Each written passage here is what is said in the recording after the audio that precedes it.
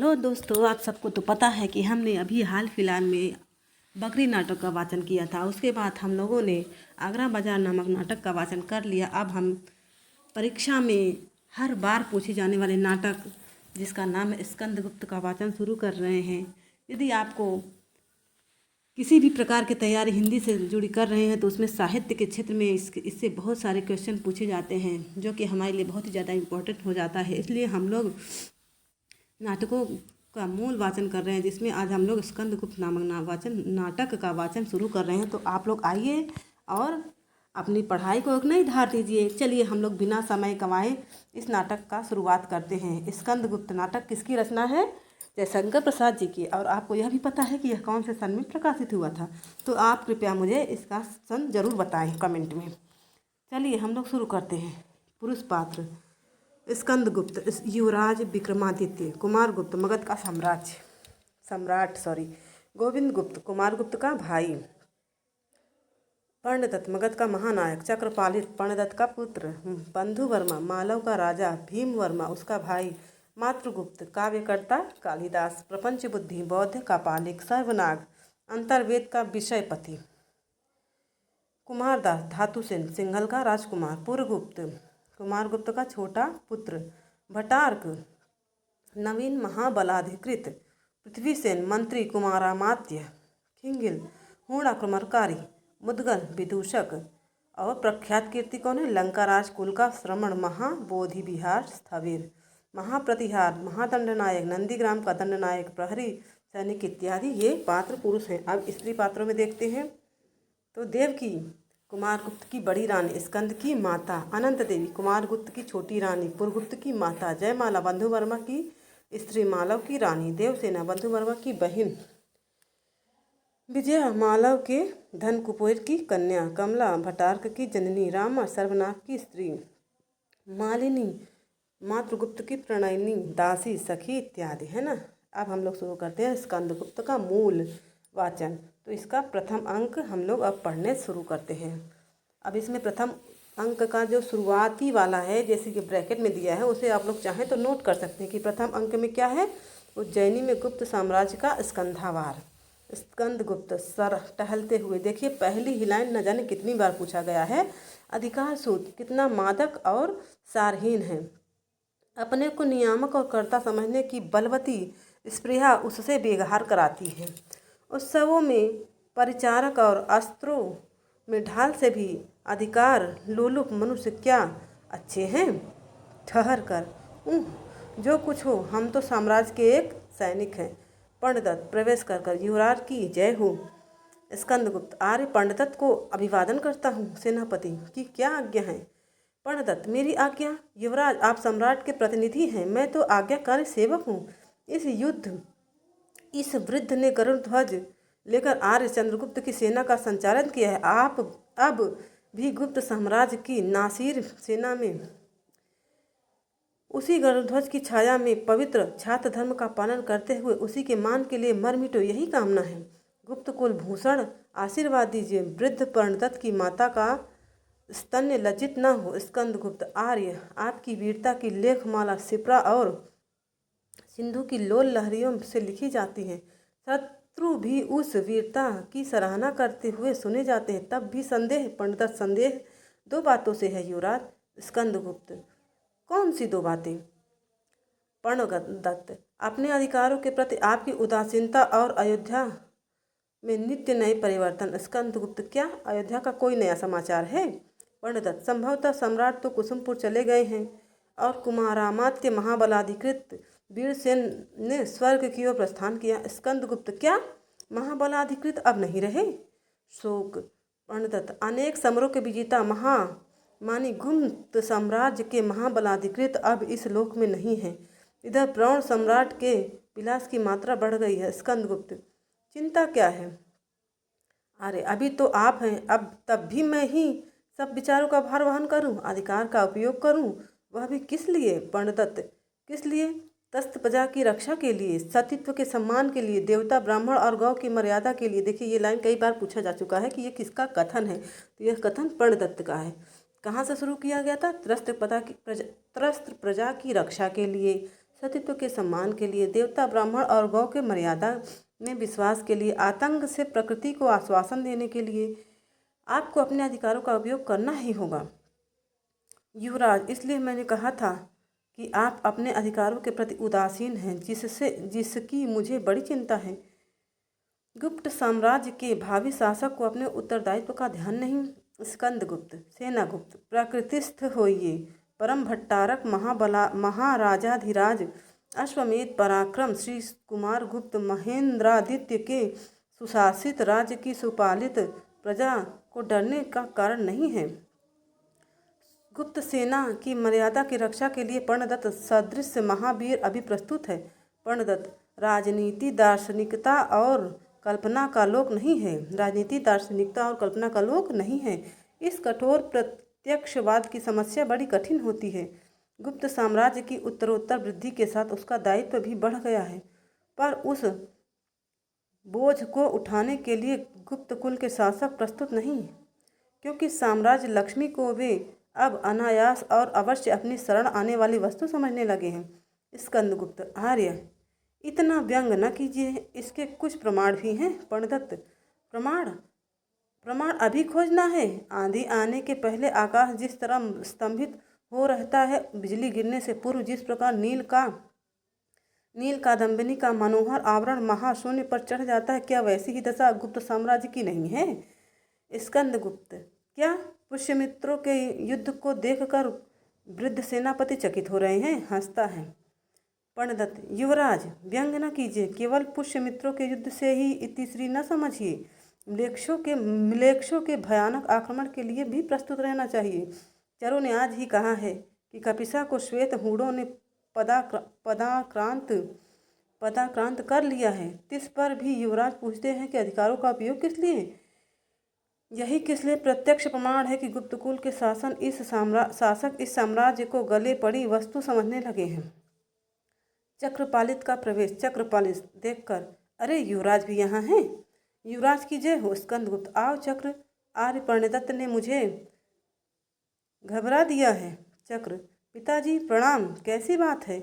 पर्णदत्त, कल्याण हो आयुष्मान। तुम्हारे युवराज अपने अधिकारों से उदासीन हैं, वे पूछते हैं अधिकार किस लिए? चक्रपालित, तात इस किस लिए का अर्थ मैं समझता हूँ। पर्ण, क्या? चक्र, गुप्तकुल का अव्यवस्थित उत्तराधिकार नियम। स्कंदगुप्त, चक्र, समाधान तुम्हारे इस अनुमान का कुछ आधार भी है? अच्छा, सावधान, सॉरी। स्कंदगुप्त कहता है, चक्र सावधान, तुम्हारे इस अनुमान का कुछ आधार भी है? चक्र, युवराज, यह अनुमान नहीं है, यह प्रत्यक्ष सिद्ध है। पर्ण गंभीरता से, चक्र, यदि यह बात है भी तब भी तुमको ध्यान रखना चाहिए कि हम लोग साम्राज्य के सेवक हैं। असावधान बालक अपनी चंचलता से वृक्ष का बीज न बना देना। स्कंदगुप्त, आर्य, पंडित, क्षमा कीजिए, हृदय की बातों को राजनीतिक भाषा में व्यक्त करना चक्र नहीं जानता। ये देखिए, ये बार बार पूछा जा चुका है, कई बार पूछा जा चुका। किसका कथन है? तो ये स्कंदगुप्त कथन है कि हृदय की बातों को राजनीतिक भाषा में व्यक्त करना चक्र नहीं जानता। पर्ण, ठीक है, किंतु उसे इतनी शीघ्रता नहीं करनी चाहिए। देखकर चर आ रहा है, कोई युद्ध का नया समाचार है क्या? अब देखिए चर का प्रवेश। ये युवराज की जय हो। पर्ण, क्या समाचार है? चर, अब की बार पुष्यमित्रों का अंतिम प्रयत्न है, वे अपनी समस्त शक्ति संकलित करके बढ़ रहे हैं। नासिर सेना के नायक ने सहायता मांगी है। दसपुर से भी दूत आया है। स्कंद, अच्छा, जाओ उसे भेज दो। चर जाता है। दसपुर के दूत का प्रवेश। युवराज भट्टारक की जय हो। स्कंद, मालवपति सकुशल हैं? दूत, कुशल आपके हाथ है। महाराज विश्ववर्मा का शरीरांत हो गया है। नवीन नरेश महाराज बंधु वर्मा ने अभिवादन श्री चरणों में संदेश भेजा है। स्कंद, खेद, ऐसे समय में जबकि हम लोगों को मालवपति से सहायता की आशा थी, वह स्वयं कौटुंबिक आपत्तियों में फंस गए हैं। दूत, इतना ही नहीं, शक राष्ट्रमंडल चंचल हो रहा है। नवागत म्लेच्छ वाहिनी ने सौराष्ट्र भी पदाक्रांत हो गया है। इसी कारण पश्चिमी मालव भी अब सुरक्षित न रहा। स्कंद गुप्त पर्णदत्त की ओर देखते हैं। पर्ण, बल्लभी का क्या समाचार है? आ गए लल्ला, आ मेरा बच्चा, आजा प्यार कर लो, गुस्सा हो अम्मा से। स्कंद को पर्णदत्त की ओर देखते हुए, पर्ण, बल्लभी का क्या समाचार है? दूत, बल्लभी का पतन अभी रुका है, किंतु बर्बर होड़ों से उनका बचना कठिन है। मालव की रक्षा के लिए महाराज बंधु वर्मा की सहायता मांगी है। दसपुर की समस्त सेना सीमा पर जा चुकी है। स्कंद, माला और शक युद्ध में जो संधि गुप्त साम्राज्य और मालव राष्ट्र में हुई है, उसके अनुसार मालव की रक्षा गुप्त सेना का कर्तव्य है। महाराज बंधु विश्ववर्मा के समय से ही सम्राट कुमार गुप्त उनके संरक्षक है, परंतु दूत, बड़ी कठिन समस्या है। दूत, विषम समस्या होने पर भी युवराज साम्राज्य ने संरक्षकता का भार लिया है। पर्णदूत, क्या तुम्हें विदित नहीं है कि पुष्यमित्रों से हमारा युद्ध चल रहा है? दूत, तब भी मालव ने कुछ समझकर किसी आशा पर ही अपनी स्वतंत्रता को सीमित कर लिया था। स्कंद, दूत, केवल संधि नियम ही से हम लोग बाध्य नहीं हैं, किंतु शरणागत रक्षा भी क्षत्रिय का धर्म है। तुम विश्राम करो। सेनापति पर्णदत्त समस्त सेना लेकर पुष्यमित्रों की गति रोकेंगे। अकेला स्कंदगुप्त मालव की रक्षा करने के लिए संबद्ध है। जाओ, निर्भय निद्रा का सुख लो। स्कंदगुप्त के जीते जी मालव का कुछ न बिगड़ सकेगा। दूत, धन्य युवराज, आर्य साम्राज्य के भावी शासक के उपयुक्त ही यह बात है। प्रणाम करके जाता है। पर्ण, युवराज, आज यह वृद्ध हृदय से प्रसन्न हुआ और गुप्त साम्राज्य की लक्ष्मी भी प्रसन्न होंगी। चक्रतात, पुष्यमित्र युद्ध का अंत तो समीप है। विजय निश्चित है कि किसी दूसरे सैनिक को भेजिए। मुझे युवराज के साथ जाने की अनुमति हो। स्कंद, नहीं चक्र, तुम विजयी होकर मुझसे मालव में मिलो। ध्यान रखना होगा कि राजधानी से अभी कोई सहायता नहीं मिलती। हम लोगों को इस आसन्न विपद में अपना ही भरोसा है। पर्ण, कुछ चिंता नहीं युवराज, भगवान सब मंगल करेंगे। चलिए विश्राम करें। कुसुमपुर के राज मंदिर में सम्राट कुमार गुप्त और उनके परिषद धातुसेन, परम भट्टारक, आपने भी स्वयं इतने विकट युद्ध किए हैं। मैंने तो समझा था राज सिंहासन पर बैठे बैठे राजदंड हिला देने से ही इतना बड़ा गुप्त साम्राज्य स्थापित हो गया था, परंतु कुमार गुप्त हंसते हुए, तुम्हारी लंका में अब राक्षस नहीं रहते, क्यों धातुसेन, राक्षस यदि कोई था तो विभीषण, और बंदरों में भी एक सुग्रीव हो गया। दक्षिणापथ आज भी उनकी करनी का फल भोग रहा है, परंतु हाँ, एक आश्चर्य की बात है कि महामान्य परमेश्वर परम भट्टारक को भी युद्ध करना पड़ा। रामचंद्र ने तो सुना था जब वे युवराज भी न थे तभी युद्ध किया था, सम्राट होने पर भी युद्ध। कुमार गुप्त, युद्ध तो करना ही पड़ता है, अपनी सत्ता बना रखने के लिए यह आवश्यक है। धातुसेन, अच्छा, तो स्वर्गीय आर्य समुद्रगुप्त ने देवपुत्रों तक का राज्य विजय किया था, सो उनके लिए परम आवश्यक था। क्या पाटलिपुत्र के समीप ही वह राष्ट्र था? कुमार, तुम भी बाली की सेना में से कोई बचे हुए हो। धातु, परम भट्टारक की जय हो। बाली की सेना न थी और न वह युद्ध था। जब उसमें लड्डू खाने वाले सुग्रीव निकल पड़े तब फिर कुमार क्यों? धातुसेन, उसकी बड़ी सुंदर ग्रीवा में लड्डू अत्यंत सुशोभित होता था, और उससे बड़ी बात तो थी बाली के लिए उसकी तारा का मंत्रित्व। सुना है सम्राट, स्त्री की मंत्रणा बड़ी अनुकूल और उपयोगी होती है। अच्छा, स्त्री की मंत्रणा बड़ी अनुकूल और उपयोगी होती है, इसलिए उन्हें राज्य की झंझटों से शीघ्र छुट्टी मिल गई। परम भट्टारक की दुहाई, एक स्त्री को मंत्री आप भी बना लें। बड़े बड़े दाढ़ी मूछे वालों मंत्रियों के बदले उनकी एकांत मंत्रणा कल्याणकारिणी होगी। कुमार हंसते हुए, लेकिन पृथ्वीसेन तो मानते ही नहीं। धातु, तब मेरी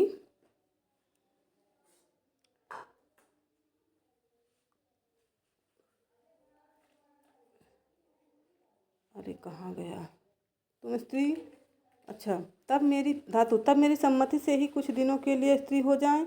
क्यों कुमार अमात्य जी? पृथ्वीसेन, पर तुम तो स्त्री ही नहीं हो जो मैं तुम्हारी सम्मति मान लूं। कुमार हंसता हुआ, हाँ, तो आर्य समुद्रगुप्त को विवश होकर उन विद्रोही विदेशियों का दमन करना पड़ा, क्योंकि मौर्य साम्राज्य के समय से ही सिंधु के उस पार का देश भी भारत साम्राज्य के अंतर्गत था। जगत विजेता सिंधुपति सिकंदर के सेनापति सेल्यूकस से उस प्रांत को मौर्य सम्राट चंद्रगुप्त ने लिया था। धातु फिर से लड़कर ले लेने की एक परंपरा सी लग जाती। उन्होंने उनसे ऐसे ही लेते चले आए। उस प्रकार आर्य कुमार, तुम समझते नहीं, मनु ने इसकी व्यवस्था दी है। धातु नहीं धर्मावतार, समाज में तो इतनी बात आ गई कि लड़कर ले लेना ही एक प्रधान स्वत्व है। संसार में इसी का बोलबाला है। भटार नहीं तो क्या। अब देखिए, ये बहुत ही ज़्यादा इम्पॉर्टेंट है। रोने से, भीख मांगने से कुछ अधिकार मिलता है? जिसके हाथों में बल नहीं उसका अधिकार ही कैसा। और यदि मांग कर मिल भी जाए तो शांति की रक्षा कौन करेगा? मुद्गल प्रवेश कर रक्षा पेट कर लेगा, कोई दे भी तो। अक्षय तुणीर, अक्षय कवच सब लोगों ने सुना होगा, परंतु इस अक्षय मंजूषा का हाल मेरे सिवा कोई नहीं जानता। इसके भीतर कुछ रख कर देखो, मैं कैसी शांति से बैठा रहता हूँ। पद्मासन में बैठ जाता है।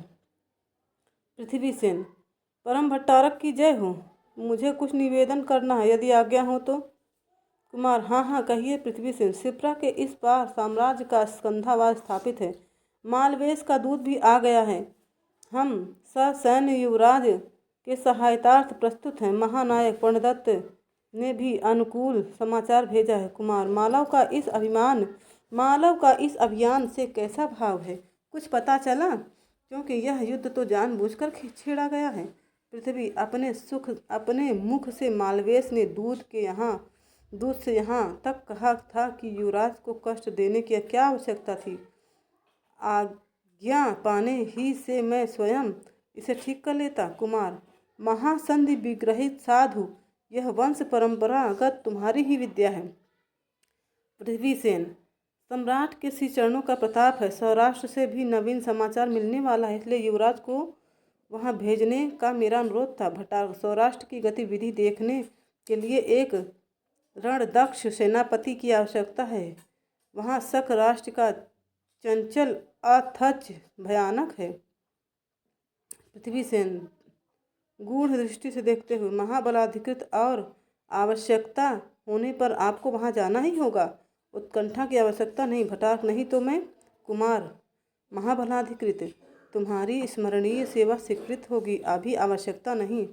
धातुसेन हाथ जोड़कर, यदि दक्षिणा पथ पर आक्रमण का आयोजन हो तो मुझे आज्ञा मिले।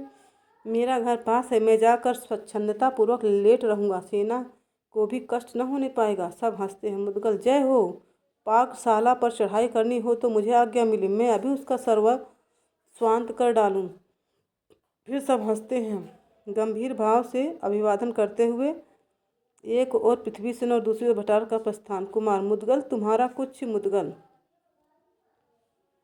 महादेवी ने प्रार्थना की है। युवराज भट्टारक की कल्याण कामना के लिए चक्रपाणी भगवान की पूजा की सब सामग्री प्रस्तुत है। आर्यपुत्र कब चलेंगे? कुमार मुंह बनाकर, आज तो कुछ पारसिक नर्तकियां आने वाली हैं, आपानक भी हैं। महादेवी से कह देना असंतुष्ट न हो, कल चलूँगा, समझा न? मुद्गल खड़ा होकर, परमेश्वर परम भट्टारक की जय हो, जाता है। धातुसेन, यह चाणक्य कुछ भांग पीता था। उसने लिखा है कि राजपुत्र भेड़िए हैं, इनसे पिता को सदैव सावधान रहना चाहिए। कुमार, यह राष्ट्रनीति है। अनंत देवी का चुपचाप प्रवेश। धातु भूल गया, उसके बदले उस ब्राह्मण को लिखना था कि राजा लोग ब्याह ही न करें, क्योंकि भेड़ियों सी संतान उत्पन्न हो। अनंत देवी सामने आकर, आर्यपुत्र की जय हो। धातुसेन भयभीत होने का सा मुंह बनाकर चुप हो जाता है। कुमार, आओ प्रिय, तुम्हें खोज ही रहा था। अनंत, नर्तकियों को बुलवाती आ रही हूँ। कुमार, अमात्य आदि से थे। मंत्रणा में बाधा समझकर जानबूझकर देर लगाई। आपको तो देखती हूँ कि अवकाश ही नहीं है। धातुसेन की ओर क्रुद्ध होकर देखती है। कुमार, यह अबोध विदेशी हंसोड़ है। अनंत, तब भी सीमा होनी चाहिए। धातु, चाणक्य का नाम ही कौटिल्य है, उसके सूत्रों की व्याख्या करने जाकर ही यह फल मिला है। क्षमा मिल मिले तो एक बात और पूछ लूँ, क्योंकि फिर इस विपरीत का प्रश्न न करूँगा। अनंत पूछ लो। धातु उसके लिए अर्थशास्त्र से विषकन्या का कुमार डांट कर चुप रहो। नर्तकियों का गाते हुए प्रसिद्ध। अच्छा, पहला गीत पहले ही अंक का पहला गीत ये है स्कंदगुप्त का। न छेड़ना उस अस्मित स्मृति से खिंचे हुए बीन तार कोकिल, करुणा रागिनी तड़प उठेगी सुना न पुकार कोकिल। हृदय धूल में मिला दिया है उसे चरण चिन्ह सा किया है, खिले फूल सब गिरा दिया है न अब बसंती बहार कोकिल। सुनो बहुत आनंद भैरवी, सुनी बहुत आनंद भैरवी, विगत हो चुकी निशा माधवी, रही न अब शारद कौरवी, न ही मघा की फुहार कोकिल। न खोज पागल मधुर प्रेम को, न तोड़ना और के नेम को, बचा बिरह मौन के क्षोभ को, कुचाल अपनी सुधार कोकिल। पट परिवर्तन। पथ में मातृगुप्त। मातृ कविता, अब देखिए ये बहुत ही ज़्यादा इम्पॉर्टेंट है और कई बार पूछा जा चुका है यह स्टेटमेंट। कविता करना, ये किसका कथन है? मातृगुप्त का। कविता करना अनंत पुण्य का फल है। इस दुराशा और अनंत उत्कंठा से कवि जीवन व्यतीत करने की इच्छा हुई। संसार के समस्त अभावों को असंतोष कहकर हृदय को धोखा देता रहा, परंतु कैसी विडंबना! लक्ष्मी के लालों का भ्रू भ्रंग और क्षोभ की ज्वाला से अतिरिक्त मिला क्या? एक काल्पनिक प्रशंसनीय जीवन जो कि दूसरों की दया में अपना अस्तित्व रखता है। संचित हृदय कोश के अमूल्य रत्नों की उदारता और दारिद्र्य का व्यंग्यात्मक कठोर अट्टहास, दोनों की विषमता की कौन सी व्यवस्था होगी? मनोरथ को भारत के प्रकांड बौद्ध पंडित को परास्त करने में भी सबकी प्रशंसा का भाजन बना, परंतु हुआ क्या? मुद्गल का प्रवेश। मुद्गल, कहिए कवि जी, आप तो बहुत दिनों पर दिखाई पड़े, कुलपति की कृपा से कहीं अध्यापन कार्य मिल गया क्या? मातृ, मैं तो अभी यूँ ही बैठा हूँ। मुद्गल, क्या बैठे बैठे काम चल जाता है? तब तो भाई तुम बड़े भाग्यवान हो, कविता करते हो ना भाई, उसे छोड़ दो। मातृ, क्यों? वही तो मेरे भूखे हृदय का आहार है। कवित्व वर्णमय चित्र है जो स्वर्गीय भावपूर्ण संगीत गाया करता है। अंधकार का आलोक से, असत का सत से, जड़ का चेतन से और बाह्य जगत का अंतर जगत से संबंध कौन कराती है? कविता ही ना। ये देखिए, ये बहुत ही इम्पोर्टेंट लाइनें थी। मुद्गल, परंतु हाथ का मुख से, पेट का अन्न से और आँखों का निद्रा से भी संबंध होता है कि नहीं? इसको भी कभी सोचा विचारा है? मातृगुप्त, संसार में क्या इतनी ही वस्तु विचारने को है? पशु भी इनकी चिंता कर लेते होंगे।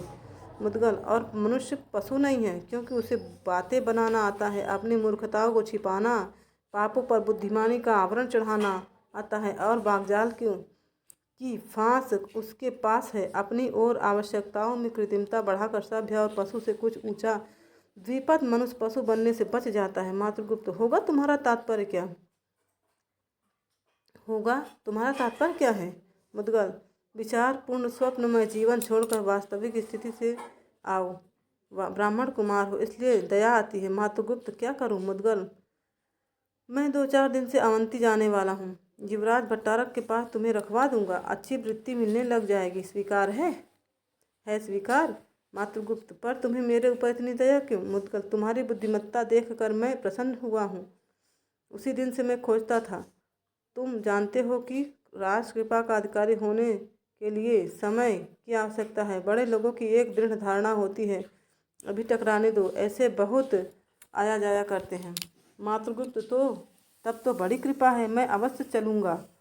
कश्मीर मंडल में हूणों का आतंक है, शास्त्र और संस्कृत विद्या का कोई पूछने वाला नहीं। निरक्षाकांत्र देश छोड़कर राजधानी में चला आया था, अब आप ही मेरे पथ प्रदर्शक हैं। मुद्गल, अच्छा तो मैं जाता हूँ, शीघ्र ही मिलूँगा, तुम चलने के लिए प्रस्तुत रहना। जाता है।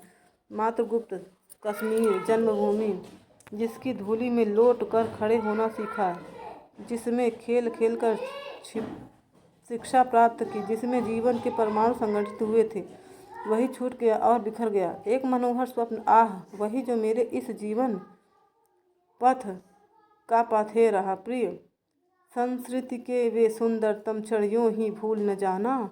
ये देखिए, ये किसका गीत है? तो मातृगुप्त। वह उच्छृंखलता थी अपनी, कहकर मन मत बहलाना। मादकता सी तरल हंसी के प्याले में उठती लहरी मेरे निश्वासों से उठकर अधर चूमने को ठहरी। मैं व्याकुल परी रंभ मुकुल में बंदी अलीसा काँप रहा। झलक उठा प्याला लहरी में मेरे मुख को माप रहा। सजग सुप्त सौंदर्य हुआ हो चपल चली भौहें मिलने। लीन हो गई लहरें लगे मेरे ही नख छाती हिलने। श्यामा का नखदार मनोहर मुक्ताओं से ग्रसित रहा। जीवन के उस पार उड़ाता हंसी खड़ा में चकित रहा। तुम अपनी निष्ठुर कीड़ा से विभ्रम से बहकाने से सुखी हुए, फिर लगने लगे देखने मुझे पथिक पहचाने से। उस सुख का अब आलिंगन करके कमी भूल कर आ जाना। मिलन क्षितिज तट मधु जलनिधि से में मृद हिलोर उठा जाना। कुमारदास प्रवेश करके साधु साधु। मातृगुप्त अपनी भावना में तल्लीन जैसे किसी को न देख रहा हो। अमृत के सरोवर में स्वर्ण कमल खिल रहा था। भ्रमर बंसी बजा रहा था। सौरभ और पराग की चहल पहल थी। सवेरे सूर्य की किरणें उसे चूमने को लौटती थी। संध्या से शीतल चांदनी उसे अपनी चादर से ढक देती थी। उस मधुर सौंदर्य, उस अतीन्द्रिय जगत की साकार कल्पना की ओर मैंने हाथ बढ़ाया था। वही स्वप्न टूट गया। कुमारदास समझ में न आया। सिंघल में और कश्मीर में क्या भेद है? तुम गौरवर्ण हो, लंबे हो, खिंची हुई भौहें हैं। सब होने पर भी सिंघलियों की घुंघराली लटे, उज्ज्वल स्वाम शरीर क्या स्वप्न में देखने की वस्तु नहीं? मातृगुप्त कुमारगुप्त की ओर को जैसे सहसा देखकर पृथ्वी की समस्त ज्वाला को जहाँ प्रकृति ने अपने बर्फ के अंचल से ढक दिया हो, उस हिमालय के कुमारदास और बड़वानल के अनंत जलराशि से जो संतुष्ट कर रहा है, उस रत्नाकर को अच्छा जाने दो। रत्नाकर नीचा है, गहरा है, हिमालय ऊंचा है, गर्व से सिर उठाए है। तब जय हो कश्मीर की। हाँ, उस हिमालय के मातृगुप्त, उस हिमालय के ऊपर प्रभात सूर्य की सुनहरी प्रभा से आलोकित बर्फ का पीले पोखराज का सा एक महल था। उसी से नवनीत की पुतली झांक कर विश्व को देखती थी। वह हिम की शीतलता से सुसंगठित थी। सुनहरी किरणों का जलन हुई, तप्त होकर महल को गला दिया। पुतली उसका मंगल हो, हमारे अश्रु की शीतलता उसे सुरक्षित रखे। कल्पना की भाषा के पंख गिर जाते हैं। मौन नीड़ में निवास करने दो, छेड़ो मत मित्र। कुमारदास तुम विद्वान हो, सुकवि हो, तुमको इतना मोह? मातृगुप्त यदि यह विश्व इंद्रजाली है तो उस इंद्रजाली की अनंत इच्छा के पूर्ण करने का साधन यह मधुर मोह चिरंजीवी हो और अभिलाषा से मचलने वाली भूखे हृदय को आहार मिले। कुमारदास मित्र, तुम्हारी कोमल कल्पना वाणी की वीणा से झनकार उत्पन्न करेगी। तुम सचेष्ट बनो, प्रतिभाशाली हो, तुम्हारा भविष्य बड़ा उज्ज्वल है। मातृगुप्त उसकी चिंता नहीं। दैन्य जीवन के प्रचंड आतप में सुंदर स्नेह मेरी छाया बने। झुलसा हुआ जीवन धन्य हो जाएगा। कुमारदास मित्र, इन थोड़े दिनों का परिचय मुझे आजीवन स्मरण रहेगा। अब तो मैं सिंघल जाता हूँ। देश की पुकार है, इसलिए मैं स्वप्नों का देश भव्य भारत छोड़ता हूँ। कविवर इस क्षीण परिचय कुमार धातुसेन को भूलना मत, कभी आना। मातृगुप्त सम्राट कुमारगुप्त के सहचर विनोदशील कुमारदास, तुम क्या कुमार धातुसेन हो? कुमारदास हाँ मित्र, लंका का युवराज हमारा एक मित्र, एक बाल सहचर, प्रख्यात कीर्ति महाबोधि विहार का श्रमण है। उसे और गुप्त साम्राज्य का वैभव देखने पर्यटक के रूप में भारत चला आया था। गौतम की पदरज से पवित्र भूमि को खूब देखा दर्प से उद्यत गुप्त साम्राज्य के तीसरे पहर का सूर्य, आर्य अभ्युत्थान का यह स्मरणीय युग है।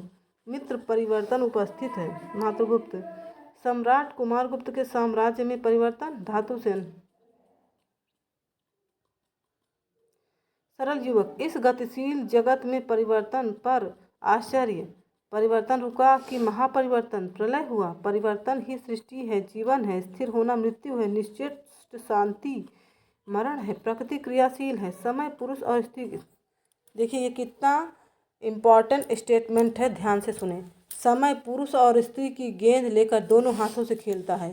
पुल्लिंग और स्त्रीलिंग की समष्टि अभिव्यक्ति की कुंजी है। पुरुष उछाल दिया जाता है, उपेक्षण होता है, स्त्री आकर्षण करती है। यही जड़ प्रकृति का चैतन्य रहस्य है। मातृगुप्त निस्संदेह है, अनंत देवी के इशारे पर कुमार गुप्त नाच रहे हैं। अद्भुत पहेली है। स्कंदगुप्त धातुसेन पहेली यह भी रहस्य है ही है। पुरुष है कुतूहल और प्रश्न और देखिए ये धातुसेन का कथन है, क्या है? पुरुष है कुतूहल और प्रश्न और स्त्री है विश्लेषण, उत्तर और सब बातों का समाधान। पुरुष के प्रत्येक प्रश्न का उत्तर देने के लिए वह प्रस्तुत है। उसके कुतूहल उसके अभावों को परिपूर्ण करने का उष्ण प्रयत्न और शीतल उपचार। अभागा मनुष्य संतुष्ट है, बच्चों के समान। पुरुष ने कहा क, स्त्री ने अर्थ लगा दिया कौवा, बस वह रटने लगा। विषय विह्वल युद्ध सम्राट तरुणी की आकांक्षाओं के साधन बन रहे हैं। काले मेघ क्षितिज में एकत्र हैं, शीघ्र ही आनंदकार होगा। परंतु आशा का केंद्र ध्रुव तारा एक युवराज स्कंद है। निर्मम शून्य आकाश में शीघ्र ही अनेक वर्ण के मेघ रंग भरेंगे। एक विकट अभिनय का आरंभ होने वाला है। तुम भी संभवतः उसके अभिनेताओं में से एक होगे। सावधान, सिंघल तुम्हारे लिए प्रस्तुत है। प्रस्थान, मातृगुप्त विचरण, उदार राजकुमार। अनंत देवी का सुसज्जित प्रकोष्ठ। अनंत देवी, जया, रात्रि का द्वितीय प्रहर तो व्यतीत हो रहा है, अभी भटार्क के आने का समय नहीं हुआ। जया, स्वामिनी आप बड़ा भयानक खेल खेल रही हैं। अनंत, क्षुद्र हृदय जो चूहों के शब्द से भी संकित होते हैं। ये देखिए, ये स्टेटमेंट पूछा जा चुका है कि जो चूहों के शब्द से भी संकित होते हैं, जो अपनी सांस से ही चौंक उठते हैं, उनके लिए उन्नति का कंटकित मार्ग नहीं, महत्वाकांक्षा का दुर्गम स्वर्ग उनके लिए स्वप्न है। जया, परंतु राजकीय अनंतपुर की मर्यादा बड़ी कठोर अथच फूल से कोमल है। अनंत, अपनी नियति का पथ में, ये देखिए ये बहुत ही इम्पोर्टेंट लाइन है, अपनी नियति का पथ में अपने पैरों चलूंगी, अपनी शिक्षा रहने दे। जया, कपाट के समीप कान लगाते संकेत होता है। गुप्त द्वार खुलते ही भटार्क सामने उपस्थित होता है। भटार्क, महादेवी की जय हो। अनंत, परिहास न करो मगध के महाबल अधिकृत, देवकी के रहते किस साहस से तुम मुझे महादेवी कहते हो। भटार्क, हमारा हृदय कह रहा है और आए दिन साम्राज्य की जनता प्रजा सभी कहेंगी। अनंत, मुझे विश्वास नहीं होता। भटार्क, महादेवी, कल सम्राट के समक्ष जो विद्रूप और उपयंग बाण मुझ पर बरसाए गए, वे अंतस्थल के में गड़े हुए हैं, उनके निकालने का प्रयत्न नहीं करूँगा। वे ही भावी विप्रूभ में सहायक होंगे। चुप चुप कर वे मुझे सचेत करेंगे। मैं उस पथ प्रदर्शकों का अनुसरण करूँगा। बाहुबल से वीरता और अनेक प्रचंड पराक्रमों से ही मुझे मगध के महाबल्याधिकृत का माननीय पद मिला है। मैं उस सम्मान की रक्षा करूँगा। महादेवी, आज मैंने अपने हृदय के मार्मिक रहस्य का अकस्मात उद्घाटन कर दिया है, परंतु वह भी जानबूझकर समझकर मेरा हृदय झूलों के लौह फलक सहने के लिए, क्षुद्र विषय वाक्य वाण के लिए नहीं। अनंत, तुम वीर हो भटार्क, ये तुम्हारे उपयुक्त ही है। देवकी का प्रभाव जिस उग्रता से बढ़ रहा है, उसे देखकर मुझे पुरगुप्त के जीवन में शंका हो रही है। महाबलाधिकृत दुर्बल, माता का हृदय उसके लिए आज ही से चिंतित है, विकल है। सम्राट की मति एक सी नहीं रहती, वे अव्यवस्थित और चंचल है। इस अवस्था में वे विलास के अधिक मात्रा में से केवल जीवन के जटिल सुखों की गुत्थियाँ सुलझाने में व्यस्त हैं। भटार्क ने, सब समझ रहा हूँ, मैं सब समझ रहा हूँ। पुष्यमित्रों के युद्ध से मुझे सेनापति की पदवी नहीं मिली, उसका कारण मैं जानता हूँ। मैं दूध पीने वाला शिशु नहीं हूँ, और यह मुझे स्मरण है कि पृथ्वी सेन के विरोध पर भी आपकी कृपा से मुझे वहाँ पराधिकृत का पद मिला है। मैं कृतघ्न नहीं हूँ। महादेवी, आप निश्चिंत रहें। अनंत, पुष्यमित्रों के युद्ध में भेजने के लिए मैंने भी कुछ समझकर उद्योग नहीं किया। भटार्क, क्रांति उपस्थित है, तुम्हारा यहाँ रहना आवश्यक है। भटार्क, क्रांति के सहसा इतना समीप उपस्थित होने के तो कोई लक्षण मुझे नहीं दिखाई पड़ते। अनंत, राजधानी में आनंद विलास हो रहा है, अपारसिक मदिरा की धारा बह रही है, उसके स्थान पर रक्त की धारा बहेगी। आज तुम काल गुरु के गंध धूम से संतुष्ट हो रहे हो, कल इन उच्च सौंध मदिरों से महापिशाची की विपुल विप्लव ज्वाला धधकेगी। उस चिरायुध की उत्कट गंध असह्य होगी। तब तुम भटार्क उस आगामी खंड प्रलय के लिए प्रस्तुत हो कि नहीं? ऊपर देखती हुई, प्रपंच बुद्धि की कोई बात आज तक मिथ्या नहीं हुई। भटार्क, कौन प्रपंच बुद्धि? अनंत, सूची भेद्य अंधकार में छिपने वाली रहस्यमय नियति का प्रज्वलित कठोर नियति का नील आवरण उठाकर झांकने वाला, उसकी आंखों में अभिचार का संकेत है, मुस्कुराहट में विनाश की सूचना, आंधियों से खेलता है, बातें करता है, बिजलियों से आलिंगन। प्रपंच बुद्धि का सहसा प्रवेश। प्रपंच बुद्धि स्मरण है भाद्र की अमावस्या। भटार्क और अनंत देवी स्वयं पर हाथ जोड़ते हैं। अनंत, स्मरण है भिक्षु शिरोमणे, उसे मैं भूल सकती हूँ? प्रपंच और महाबलाधिकृत, हाँ हाँ हाँ हाँ, तुम लोग संदर्भ के अभिशाप की लीला देखोगे हैं? देखोगे? आँखों में इतना बल क्यों? समझ लिया था कि इन मुंडित मस्तक जीर्ण कलेवर भिक्षु कंकालों से में क्या धरा है। देखो, सब चित्ता से नृत्य करती हुई तारा का तांडव नृत्य, शून्य सर्व नाशकारिणी प्रकृति की मुंड मालाओं की कंदूक क्रीड़ा, अश्वमेध हो चुके और फल हो चुके, उनके फल स्वरूप महानरमेध का उपसंहार भी देखकर है तुझमें तू करेगा। अच्छा महादेवी, अमावस्या के पहले प्रहर में जब नील गगन से भयानक और उज्ज्वल उल्कापात होगा, महाशून्य की ओर देखना जाता हूँ, सावधान। भटार्क, उनका प्रस्थान। भटार्क, महादेवी, यह भूकंप के समान हृदय को हिला देने वाला कौन व्यक्ति है? ओह, मेरा तो सिर घूम रहा है। अनंत, यही तो भिक्षु प्रपंच बुद्धि है। भटार्क, तब मुझे विश्वास हुआ यह क्रूर कठोर नर पिशाच मेरी सहायता करेगा। मैं उस दिन के लिए प्रस्तुत हूँ। अनंत, अब प्रतिश्रुत होते हो? भटार्क, सदा सदैव अनुचर दास सदैव अनुचर रहेगा। अनंत, अच्छा, तुम इसी गुप्त द्वार से जाओ, देखूं अभी कादम्ब की मोह निद्रा से सम्राट जागे कि नहीं। जया प्रवेश करके, परम भट्टारक अंगड़ाइयाँ ले रहे हैं, स्वामिनी शीघ्र चलिए। जया का प्रस्थान। भट्टारक, तो महादेवी आज्ञा हो।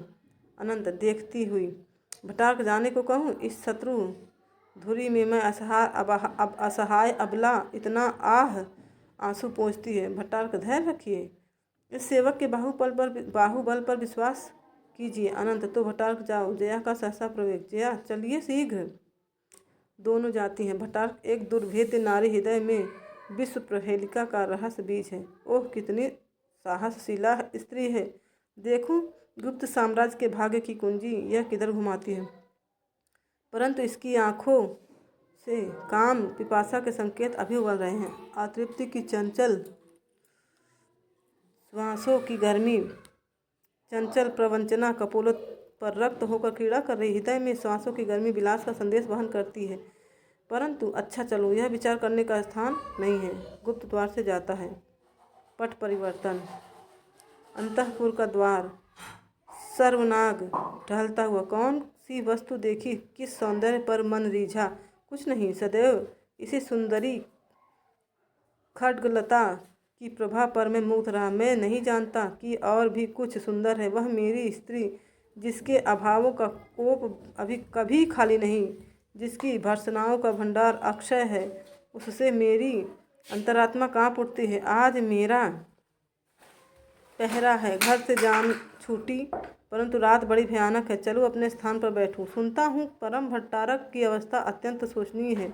जाने भगवान। भट्टारक का प्रवेश। भट्टारक, कौन? सर्वनाग। नायक सर्वनाग। भट्टारक, कितनी सैनिक हैं? सर्वनाग, पूरा एक गुल्म। भट्टारक, अंतःपुर से कोई आज्ञा मिली है? सर्व, नहीं। भट्टारक, तुमको मेरे साथ चलना होगा। सर्व, मैं प्रस्तुत हूँ, कहाँ चलूँ? भट्टारक, महादेवी के द्वार पर। सर्व, वहाँ मेरा क्या कर्तव्य होगा? भट्टारक, कोई न तो भीतर जाने पावे और न भीतर से बाहर आने पावे। सर्व चौक, इसका तात्पर्य? भट्टारक गंभीरता से, तुमको महाबलिधिकृत की आज्ञा पालन करनी चाहिए। सर्व, तब भी क्या स्वयं महादेवी का नियंत्रण रखना होगा? भट्टारक, हाँ। सर्व, ऐसा? भट्टारक, ऐसा ही। कोलाहल, भीषण उल्कापात। भट्टारक, ओह, ठीक समय हो गया। अच्छा, मैं अभी आता हूँ। द्वार खोलकर भट्टारक भीतर जाता है। रामा का प्रवेश। रामा, क्यों, तुम आज यहीं हो? सर्व, मैं यहीं हूँ, तुम कैसे? रामा, मूर्ख, महादेवी सम्राट को देखना चाहती हैं, परंतु उनके आने में बाधा है। गोबर गणेश तू कुछ कर सकता है? सर्व में क्रोध से गरजते हुए, देखो सर्वनाग का कथन है ये, कि मैं क्रोध से गरजते हुए सिंह की पूंछ उखाड़ सकता हूँ, परंतु सिंह वाहिनी तुम्हें देखकर मेरे देवता कूच कर जाते हैं। रामा पैर पटक कर, तुम कीड़े से भी अपदार्थ हो। सर्व न न न न, ऐसा न कहो, मैं सब कुछ हूँ, परंतु मुझे घबराओ मत, समझा कर कहो मुझे क्या करना होगा। रामा महादेवी देवकी की रक्षा करनी होगी, समझा? क्या आज इस संपूर्ण गुप्त साम्राज्य में कोई ऐसा प्राणी नहीं जो उनकी रक्षा करे? शत्रु अपने विषैले डंक और तीखे दाढ़ संवार रहे हैं। पृथ्वी के नीचे कुमंत्रणाओं का क्षीण भूकंप चल रहा है। सर्व यही तो मैं भी कभी कभी सोचता था, परंतु रामा तुम जिस प्रकार हो सके महादेवी के द्वार पर आओ, मैं जाती हूँ। जाती है एक सैनिक का प्रवेश। सैनिक नायक न जाने क्यों हृदय दहल रहा है, जैसे सनसन करती हुई डर से यह आधी रात खिसकती जा रही है। पवन में गति है परंतु शब्द नहीं, सावधान रहने का शब्द मैं चिल्लाकर कहता हूँ परंतु मुझे ही नहीं सुनाई पड़ता है। यह क्या है नायक? सर तुम्हारी तलवार कहीं भूल तो नहीं गई है? सैनिक म्यान हल्की सी लगती है, टटोलता है, पर सर तुम घबराओ मत, 3 साथियों को साथ लेकर घूमो, सबको सचेत रखो, हम इसी शिला पर हैं, कोई डरने की बात नहीं है। सैनिक जाता है, फाटक खोलकर पुरगुप्त निकलता है, पीछे भटाक और सैनिक। पुरगुप्त नायक सर्वनाग। सर्वनाग जय हो कुमार की, क्या आज्ञा है? तुम पुरगुप्त, तुम साम्राज्य की शिष्टता सीखो। सर्व कुमार दास चीर अपराधी है, सिर झुका देता है। भटार्क इन्हें महादेवी के द्वार पर जाने की आज्ञा दीजिए, यह विश्वस्त सैनिक वीर है। पुरगुप्त जाओ तुम महादेवी के द्वार पर, जैसा महाबलाधिक ने कहा है वैसा करना। सर्व जैसी आज्ञा। सैनिकों की को साथ लेकर जाता है। दूसरे नायक की ओर सैनिक पर परिक्रमण करते हैं। भटार कोई भी पूछे तो यह मत कहना कि सम्राट का निधन हो गया है, हाँ बढ़ी हुई अस्वस्थता का समाचार बतलाना, और सावधान, कोई भी चाहे वह कुमार अमात्य ही क्यों न हो भीतर न आने पावे। तुम यही कहना कि परम भट्टारक अत्यंत विकल हैं, किसी से मिलना नहीं चाहते, समझा? नायक अच्छा। दोनों जाते हैं, फाटक बंद होता है। नायक सैनिकों से, आज बड़ी विकट अवस्था है भाइयों, सावधान। कुमार अमात्य पृथ्वी सेन महादंड नायक और महाप्रतिहार का प्रवेश। महाप्रतिहार नायक द्वार खोलो, हम लोग परम भट्टारक के दर्शन करेंगे। नायक प्रभु किसी को भीतर जाने की आज्ञा नहीं है। स्कंदगुप्त महाप्रतिहार चौंक कर, आज्ञा? किसकी आज्ञा? अबोध? किसको आज्ञा? अबोध? तू नहीं जानता, सम्राट के अंतःपुर पर स्वयं सम्राट भी उतना अधिकार नहीं जितना महाप्रतिहार का। शीघ्र द्वार उन्मुक्त कर। नायक दंड दीजिए प्रभु, परंतु द्वार न खुल सकेगा। महाप्रतिहार तू क्या कह रहा है? नायक जैसे भीतर से आज्ञा मिली है। कुमार अमात्य पैर पटक कर, ओह दंडनायक विलंब असह्य है, नायक द्वार से हट जाओ। महाप्रतिहार मैं आज्ञा देता हूँ, तुम अंतःपुर से हट जाओ युवक, नहीं तो तुम्हें पदच्युत करूँगा। नायक यथार्थ है, परंतु मैं महाबलाधिकृत की आज्ञा से यहाँ हूँ और मैं उन्हीं का अधीनस्थ सैनिक हूँ, महाप्रतिहार के अंतःपुर रक्षकों में से नहीं हूँ। महाप्रतिहार क्या अंतःपुर पर भी सैनिक नियंत्रण है? पृथ्वी सेन इसका परिणाम भयानक है। अंतिम शैया पर लेटे हुए सम्राट की आत्मा को कष्ट पहुंचाना होगा। महाप्रतिहार अच्छा कुछ देखकर, हाँ सर्वनाग कहाँ गया? नायक उसे महाबलाधिकृत ने दूसरे स्थान पर भेजा। क्रोध से महाप्रतिहार क्रोध से, मूर्ख सर्वनाग, अंतःपुर में से छीन क्रंदन। महादंड नायक कान लगाकर सुनते, क्या ये सब शेष हो गया? हम अवश्य भीतर जाएंगे। तीनों तलवार खींच लेते हैं। नायक भी सामने आ जाता है। द्वार खोलकर पुरगुप्त और भटार्क का प्रवेश। पृथ्वी सेन भटार्क यह सब क्या है? भटार्क तलवार खींचकर सिर से लगाता हुआ, परम भट्टारक राजाधिराज पुरगुप्त की जय हो। माननीय कुमारामात्य महादंड नायक और महाप्रतिहार साम्राज्य के नियमानुसार शस्त्र अर्पण करके परम भट्टारक का अभिवादन कीजिए। तीनों एक दूसरे का मुंह देखते। महाप्रतिहार तब क्या सम्राट कुमारगुप्त महेंद्रादित्य अब संसार में नहीं है? भटार्क नहीं। पृथ्वी सेन परंतु उत्तराधिकारी युवराज स्कंदगुप्त। पुरगुप्त चुप रहो, तुम लोगों को बैठकर व्यवस्था नहीं देनी है होगी। उत्तराधिकार का निर्णय स्वयं स्वर्गीय सम्राट कर गए। पृथ्वी सेन परंतु प्रमाण? पुरगुप्त तुम्हें क्या प्रमाण देना होगा? पृथ्वी सेन अवश्य। पुरगुप्त महाबलाधिकृत इन विद्रोहियों को बंदी करो। पृथ्वीसेन ठहरो भट्टारक, तुम्हारी विजय हुई, परंतु एक बात। पुरगुप्त आधी बात भी नहीं, बंदी करो। पृथ्वीसेन कुमार, तुम्हारे दुर्बल और अत्याचारी हाथों में गुप्त साम्राज्य का राजदंड टिकेगा नहीं। संभवतः तुम साम्राज्य पर विपत्ति का आह्वान करोगे, इसलिए कुमार इससे विरत हो जाओ। पुरगुप्त महाबलाधिकृत, इस क्यों विलंब करते हो? भट्टारक, आप लोग शस्त्र रख कर आज्ञा मानिए। महाप्रतिहार आतताई, यह स्वर्गीय आर्य चंद्रगुप्त का दिया हुआ खड्ग तेरी रक्षा से नहीं रखा जा सकता। उठा अपना शस्त्र और अपनी रक्षा कर। पृथ्वीसेन महाप्रतिहार, सावधान, क्या करते हो? यह अंतर्विद्रोह का समय नहीं है। पश्चिम और उत्तर से काली घटाएं उमड़ रही हैं। यह समय बल नाश करने का नहीं है। आओ हम लोग गुप्त साम्राज्य के विधान के अनुसार चरम प्रतिकार करें।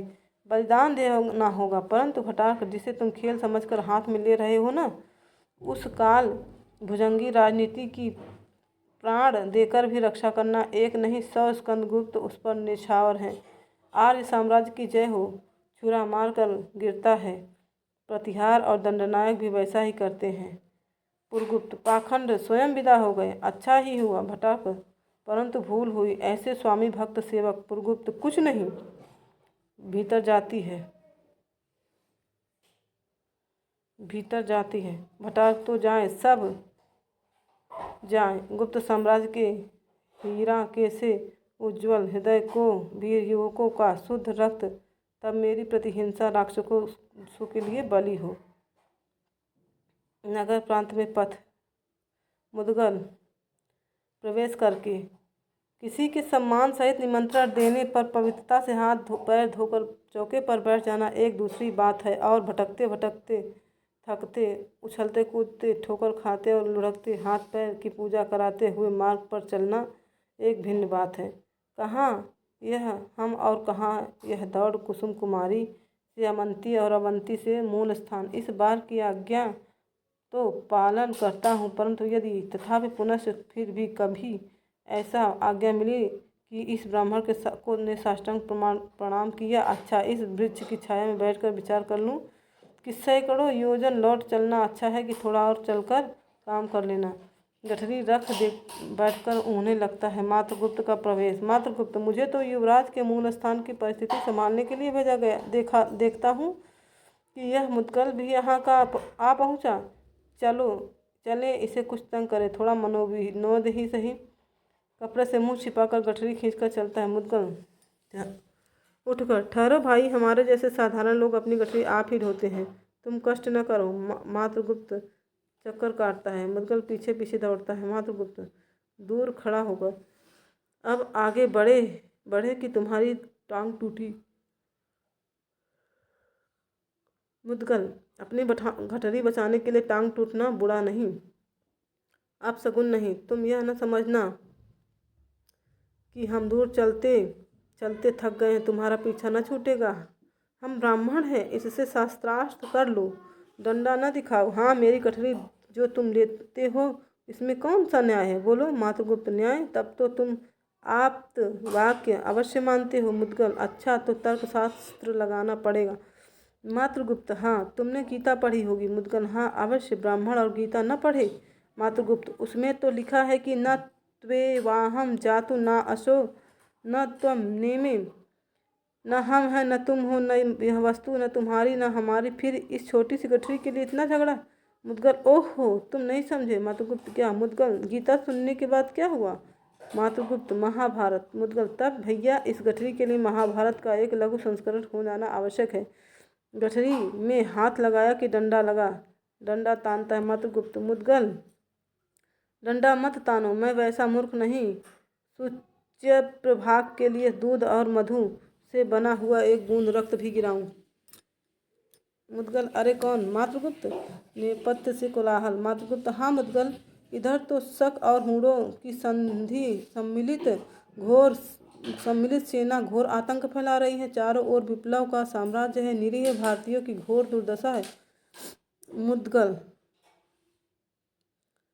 और मैं महादेवी का संदेश लेकर अवंती गया था, वहाँ युवराज नहीं थे। बलाधिकृत प्रणदत्त की आज्ञा हुई है कि महाराजपुत्र गोविंदगुप्त को जिस तरह हो खोज निकालो। यहाँ तो विकट समस्या है, हम लोग क्या कर सकते हैं? मातृगुप्त कुछ नहीं, केवल भगवान से प्रार्थना। साम्राज्य में कोई सुनने वाला नहीं, अकेले युवराज स्कंदगुप्त क्या करेंगे? मुद्गल परंतु भाई, हम ईश्वर होते तो इन मनुष्यों की कोई प्रार्थना सुनते ही नहीं। इनकी हर काम में हमारी आवश्यकता पड़ती है। मैं तो घबरा जाता, भला वह तो कुछ सुनते भी हैं। मातृगुप्त नहीं मुद्गल, निरीह प्रजा का नाश देखा नहीं जाता। क्या इनकी उत्पत्ति का यही उद्देश्य था? क्या इनका जीवन केवल चींटियों के समान किसी प्रतिहिंसा पूर्ण करने के लिए है? किसी की प्रतिहिंसा पूर्ण करने के लिए है? देखो, वह दूर पर बंधे हुए नागरिक और उन पर हूणों की नृशंसता। ओह मुद्गल, अरे हाय रे बाप! मुद्गल, मातृगुप्त सावधान। असहाय अवस्था में प्रार्थना के अतिरिक्त और कोई उपाय नहीं। आओ हम लोग भगवान से विनती करें। दोनों सम्मिलित। बार बार क्यों कह रखा था, लूँगा मैं अवतार। उमड़ रहा है इस भूतल पर दुख का पारावार। बाड़ों खेलिहान, बाड़ों खलिहान, जिह्वा का करते हैं विस्तार। प्रलय पयोधर बरस रहे हैं रक्त अश्रु की धार। मानवता में राजसत्व का अब है पूर्ण प्रचार। पढ़ा नहीं कानों में अब तक क्या यह हाहाकार? सावधान हो अब तुम जानो, मैं तो चुका पुकार हूँ सैनिकों का प्रवेश बंदियों के साथ हूँ। चुप रह, क्या गाता है? मुद्गल, है भीख मांगता हूँ, गीत गाता हूँ, आप भी कुछ दीजिएगा। दीन मुद्रा बनाता है हूँ धक्का देते हुए। चल एक और खड़ा हो। हाँ, इन दूसरों ने कुछ देना अभी स्वीकार नहीं किया है। बड़े कुत्ते हैं नागरिक, हम निरीह प्रजा हैं। हम लोगों के पास क्या रह गया जो आप लोगों को दें? सैनिकों ने पहले ही लूट लिया है। हूँ सेनापति, तुम लोग बातें बनाना खूब जानते हो। अपना छिपा हुआ धन देकर प्राण बचाना हो तो शीघ्रता करो, नहीं तो गर्म किए हुए लोहे प्रस्तुत हैं, कोड़े और तेल में तर कपड़े भी। उस कष्ट का स्मरण करो नागरिक। प्राण तो तुम्हारे हाथों में है, जब चाहे ले लो। हूँ सेनापति कोड़े मारता हुआ, उसे तो ले ही लेंगे, पर धन कहाँ है? नागरिक, नहीं है निर्दय हत्यारे, कह दिया कि नहीं है। हूँ सेनापति सैनिकों से, इनके बालकों को तेल से भीगा हुआ कपड़ा डालकर जला दो और स्त्रियों को गर्म लोहे से दागो। स्त्रियां, हे नाथ, हमारे निर्बलों के बल कहाँ हो, हमारे दीन के संबल कहाँ हो? पुरुष, नहीं हो नाम की बस नाम है क्या? सुना केवल यहाँ हो या वहाँ हो। स्त्रियां, पुकारा जब किसी ने तब सुना था, भला विश्वास यह हमको कहाँ हो? स्त्रियों को पकड़कर हूण खींचते हैं। मातृगुप्त, हे प्रभु, हमें विश्वास दो, अपना बना लो, सदा स्वच्छंद हो चाहे जहाँ हो। इन निरीह हो के लिए प्रार्थना, प्राण उत्सर्ग करना धर्म है। कायरों स्त्रियों पर अत्याचार। तलवार से बंधन काटता है लपकते हुए एक सन्यासी का प्रवेश। सन्यासी, साधु वीर संभल कर खड़े हो जाओ, भगवान पर विश्वास करके खड़े हो। मुद्गल पहचानता हुआ, जय हो महाराज पुत्र गोविंद गुप्त की जय हो। सब उत्साहित होकर भिड़ जाते हैं। हूण सैनिक भागते हैं। गोविंद, अच्छा मुद्गल, तुम यहाँ कैसे? और युवक, तुम कौन हो? मातृगुप्त, युवराज स्कंदगुप्त का अनुचर। मुद्गल, वीर पुंगव, इतने दिनों पर दर्शन भी हुआ तो इस वेश में। गोविंद, मुद्गल, क्या कहूँ, स्कंद कहाँ है? मातृगुप्त, उज्जैनी में। गोविंद, अच्छा है, सुरक्षित है, चलो। दुर्ग में हमारी सेना पहुँच चुकी है, वहाँ विश्राम करो। यहाँ का प्रबंध करके हमको शीघ्र आवश्यक कार्य से मालव जाना है, जब हूणों के आतंक का डर नहीं। सब जय हो राजकुमार गोविंद गुप्त की। गोविंद, पुष्यमित्रों के युद्ध का क्या परिणाम हुआ? मातृगुप्त, विजय हुई। गोविंद, और मालव का? मुद्गल, युवराज थोड़ी सेना लेकर बंधुवर्मा की सहायता के लिए गए हैं। गोविंद, ऊपर देखकर, वीरपुत्र हैं स्कंद, आकाश के देवता और पृथ्वी की लक्ष्मी तुम्हारी रक्षा करें। आर्य साम्राज्य के तुम ही एकमात्र भरोसा हो। मुद्गल, तब महाराज पुत्र, बड़ी भूख लगी है। प्राण बचते ही भूख का धावा हो गया, शीघ्र रक्षा कीजिए। गोविंद, हाँ, सब लोग चलो। अवंती का दुर्ग, देवसेना, विजया और जयमाला। विजया, विजय किसकी होगी कौन जानता है? जयमाला, तुमको केवल अपने धन की रक्षा का इतना ख्याल है, ध्यान है। देवसेना, और देश का के मान का, स्त्रियों की प्रतिष्ठा का, बच्चों की रक्षा का कुछ नहीं? विजया संकुचित होकर, नहीं, मेरा अभिप्राय वह नहीं था। जयमाला, परंतु एक उपाय है। विजया, वह क्या? जयमाला, रक्षा का निश्चित उपाय। देवसेना, तुम्हारे पिता ने तो उस समय नहीं माना न सुना, नहीं तो आज इस भय का अवसर ही न आता। जयमाला। तुम्हारी अपार धनराशि में से एक क्षुद्र अंश वहीं यदि इस धन लोलुप श्रृंगारों को दे दिया जाता तो विजया, किंतु इस प्रकार अर्थ देकर विजय खरीदना तो देश की वीरता के प्रतिकूल है। जयमाला। ठहरो, कोई आ रहा है। बंधु वर्मा का प्रवेश। बंधु वर्मा। प्रिय, अभी तक युवराज का कोई संदेश नहीं मिला। संभवतः शक और हूणों की सम्मिलित वाहिनी से आज दुर्ग की रक्षा न कर सकूंगा। जयमाला। नाथ, तब क्या मुझे स्कंदगुप्त का अभिनय करना होगा? क्या मालवेश के दूसरे की सहायता पर ही राज्य करने का साहस हुआ था? जाओ प्रभु, सेना लेकर सिंह विक्रम में से सेना पर टूट पड़ो। दुर्ग रक्षा का भार मैं लेती हूँ। विजया। महाराज, यह केवल वाचालता है। दुर्ग रक्षा का भार सुयोग्य सेनापति पर होना चाहिए। बंधु वर्मा। घबराओ मत श्रेष्ठ कन्या। जयमाला। स्वर्ण रत्न की चमक देखने वाली आंखें बिजली सी तलवारों के तेज को कब सह सकती हैं? श्रेष्ठ कन्या। हम छत्राणी हैं। चिरसंगिनी खड्गलता का हम लोगों से चिर स्नेह है। बंधु वर्मा। प्रिय, शरणागत और विपन्न की मर्यादा रखनी चाहिए। अच्छा, दुर्ग का तो नहीं, अंतःपुर का भार तुम्हारे ऊपर। देवसेना। भैया आप निश्चित रहिए। बंधु वर्मा। भीम दुर्ग का निरीक्षण करेगा, मैं आता हूँ। जाता है। विजया। भयानक युद्ध समीप ही जान पड़ता है, क्यों राजकुमारी? देवसेना। तुम बीड़ा ले लो तो मैं कुछ गाऊं। विजया। हंसी न करो राजकुमारी। जयमाला। बुरा क्या है? विजया। युद्ध और गान। अब ये देखिए, बहुत ही इम्पॉर्टेंट लाइन है। जयमाला। युद्ध क्या गान नहीं है? रुद्र का श्रृंगीनाद, भैरवी का तांडव नृत्य और शस्त्रों का वाद्य मिलकर भैरव संगीत की सृष्टि होती है। जीवन के अंतिम दृश्य को जानते हुए अपनी आंखों से देखना जीवन रहस्य के चरम सौंदर्य की भग्न और भयानक वास्तविकता का अनुभव केवल सच्चे वीर हृदय को होता है। ध्वंसमयी महामाया प्रकृति का यह निरंतर संगीत है। उसे सुनने के लिए हृदय में साहस और बल एकत्र करो। अत्याचार के शमशान में ही मंगल का, शिव का सत्य सुंदर संगीत का समारंभ होता है। देवसेना। तो भाभी, मैं तो गाती हूँ, एक बार गा लूँ हमारा प्रिय गान, फिर गाने को मिले या नहीं। जयमाला। तो गाओ ना। विजया। रानी, तुम लोग आग की चिंगारियाँ हो या स्त्री हो, देवी ज्वालामुखी सुंदर लट के समान तुम लोग। जयमाला। सुनो, देवसेना गा रही है। भरा नैनों में मन में रूप, किसी छलिया का अमल अनूप। जल थल मारुत व्योम में जो छाया है सब ओर, खोज खोज कर स्त्री गई मैं, खोज खोज कर खो गई मैं। पागल प्रेम विभोर, भांग से भरा हुआ यह कूप, भरा नैनों में मन में रूप। धमनी की तंत्री बजी, तू रहा लगाए कान, बलिहारी मैं कौन, तू है मेरा जीवन प्राण। खेलता है जैसे छाया धूप, भरा नैनों में मन में रूप। सहसा भीम वर्मा का प्रवेश। भीम। भाभी, दुर्ग का द्वार टूट चुका है, हम अंतःपुर के बाहरी द्वार पर हैं, अब तुम लोग प्रस्तुत रहना। जयमाला। उनका क्या समाचार है? भीम। अभी कुछ नहीं मिला। गिर संकट में उन्होंने शत्रुओं के मार्ग को रोका था, परंतु दूसरी शत्रु सेना गुप्त मार्ग से आ गई। मैं जाता हूँ, सावधान। नेपथ्य जाता है। नेपथ्य में कोलाहल, भयानक शब्द। विजया। महारानी, किसी सुरक्षित स्थान से निकल चलिए। जयमाला। छुरी निकालकर रक्षा करने वाली तो पास है, डर क्या? क्यों देवसेना? देवसेना। भाभी, श्रेष्ठ कन्या के पास नहीं है, उन्हें भी दो। विजया। न न न, मैं लेकर क्या करूँगी? भयानक। देवसेना। इतनी सुंदर वस्तु क्या कलेजे में रख लेने के लिए योग्य नहीं है? विजया। धड़ाके का शब्द सुनकर, ओह तुम लोग बड़ी निर्दय हो। जयमाला।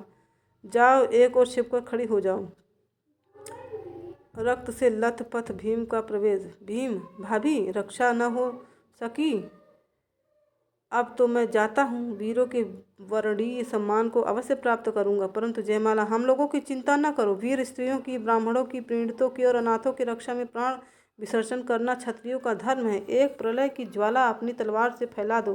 भैरव के श्रृंगीनाद के समान प्रबल तलवार हुंकार से शत्रु हृदय कपा दो। वीर बढ़ो, गिरो तो मध्याह्न के भीषण सूर्य के समान, आगे पीछे सर्वत्र आलोक और उज्ज्वलता रहे। भीम का प्रस्थान, द्वार का टूटना, विजयी शत्रु सेनापति का प्रवेश, भीम का आकर रोकना, गिरते गिरते भीम का जयमाला और देवसेना की सहायता से युद्ध। सहसा स्कंदगुप्त का सैनिकों के साथ प्रवेश। युवराज स्कंदगुप्त की जय हो। शक और होड़ स्तंभित होते हैं। स्कंद, सुनो देवियों, स्कंद के जीवित रहते स्त्रियों को शस्त्र नहीं चलाना पड़ेगा। युद्ध सब पराजित और बंदी होते हैं। विजया झांक कर, आहा कैसी भयानक और सुंदर मूर्ति है। स्कंद विजया को देखकर, यह कौन है, यह कौन? पटाक्षेप। इस तरह हमारा प्रथम अंक समाप्त हुआ। अब हम लोग द्वितीय अंक में चलेंगे। तब तक के लिए राधे राधे दोस्तों, आपका दिन मंगलमय हो। चलो ठीक है।